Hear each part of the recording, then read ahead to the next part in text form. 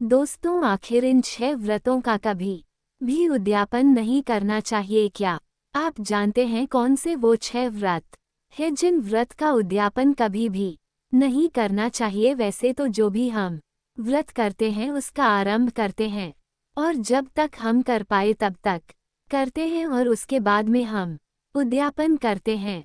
आरंभ के पश्चात उद्यापन का नियम है। सनातन धर्म में ऐसा माना जाता है कि किसी भी व्रत का उद्यापन करने के बाद ही उस व्रत का पूर्ण फल और पुण्य प्राप्त होता है। व्रत रखने के दौरान पूजा पाठ या प्रभु की भक्ति में जाने अनजाने में अगर हमसे कोई गलती हो जाती है तो अंतिम पूजा यानी उद्यापन की पूजा में हम प्रभु से क्षमा याचना करते हैं।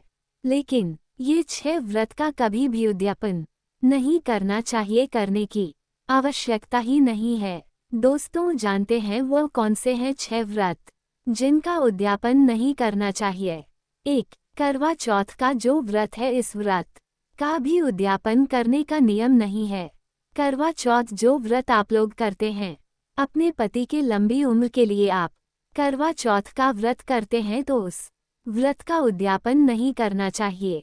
2. नवरात्रि के व्रत आप 9 दिन माता रानी का पूजन करते हैं और बढ़िया सुंदर सेवा करते हैं। नवरात्रि के व्रत करने वाले भी उस व्रत का उद्यापन ना करें। 3. राम नवमी अगर आप भगवान श्री राम जी के पावन जन्मोत्सव का प्राकट्य उत्सव का राम नवमी का व्रत करते हैं तो राम नवमी के व्रत का भी उद्यापन नहीं करना चाहिए। 4. कृष्ण अष्टमी का व्रत आप भगवान श्री कृष्ण जी के पावन जन्मोत्सव पर व्रत रहते हैं, बड़े प्रेम से भगवान कृष्ण जी का स्नान कराते हैं, श्रृंगार पूजन करते और आप व्रत रह करके बढ़िया उपासना आराधना करते हैं तो कृष्ण अष्टमी के व्रत का भी उद्यापन नहीं करना चाहिए। 5. दुर्गा अष्टमी का व्रत का भी उद्यापन नहीं करना चाहिए। 6. शिवरात्रि का अगर आप व्रत करते हैं, हर साल आप लोग भगवान श्री भोलेनाथ का आराधना करते हैं, महाशिवरात्रि के व्रत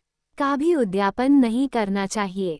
आपके मन में सवाल उठ रहा होगा, जो भी हम व्रत करते हैं आरंभ के पश्चात उद्यापन का नियम है, लेकिन इन 6 व्रत में उद्यापन क्यों नहीं करना चाहिए?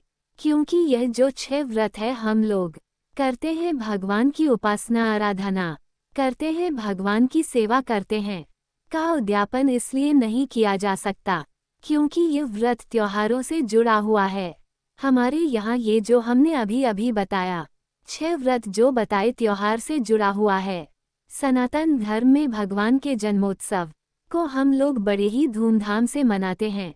श्री राम नवमी, श्री कृष्ण अष्टमी को बड़े धूमधाम से हम अपने घर में भगवान के अवतार उत्सव मनाते हैं, तो इसका उद्यापन नहीं करना चाहिए। रामनवमी भी त्योहार है, नवरात्रा भी त्योहार है, महाशिवरात्रि भी त्योहार है, करवा चौथ भी त्योहार है, इसलिए इस व्रत का उद्यापन की विधि नहीं है। और वैसे अगर आप कोई दूसरा व्रत रखते हैं, शुक्रवार का व्रत आप करते हैं तो उद्यापन करिए जब तक आप कर पाए। आपने जो सोचा होता है इतना व्रत इतने संख्या में को करना है, शुक्रवार का व्रत करते हैं तो भी उद्यापन करना चाहिए। मंगलवार का व्रत अगर आप रखते हैं तो भी उद्यापन करना चाहिए। अगर आपने वैभव लक्ष्मी का व्रत किया, आप कितनी संख्या में कर पा रहे हैं?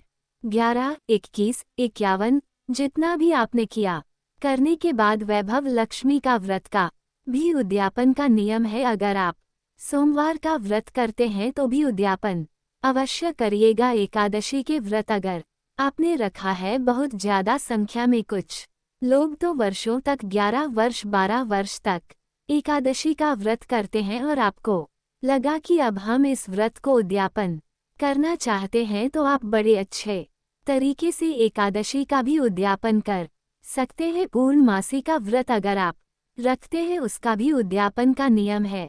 गणेश चतुर्थी का व्रत भी आपने किया है तो उसका भी उद्यापन होना चाहिए। प्रदोष व्रत को भी आप रखते हैं तो उसका भी उद्यापन अवश्य करना चाहिए। देखो, उद्यापन अगर आप करना चाहते हैं तो आप में जो क्षमता है उसी हिसाब से करिए। कुछ लोग एकादशी उद्यापन करते हैं तो विशाल रूप से भागवत कथा का आयोजन करते हैं आपके पास में जो क्षमता है यथाशक्ति जितना ब्राह्मणों की सेवा पूजन ब्राह्मण भोजन आप करा सकते हैं। आपके पास अधिक धन है तो विस्तार से करिएगा, अगर आपके पास में धन नहीं है तो संक्षिप्त में भी आप उद्यापन कर सकते हैं, लेकिन उद्यापन अवश्य करें।